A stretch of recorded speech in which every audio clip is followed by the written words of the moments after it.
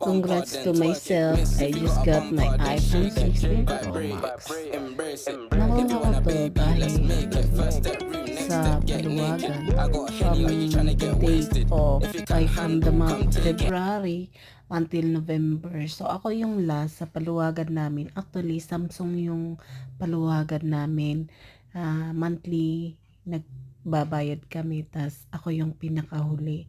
So dahil lumabas ang iPhone 16 Pro Max, nagbago yung isip ko na instead na Samsung S24 Ultra, pinalitan ko ng Samsung 16 Pro Max. Pero may additional pa din ako na nag-add pa din ako ng pera. Pero at least I have my iPhone 16 Pro Max now, and it's my first time to have an iPhone 16 Pro Max.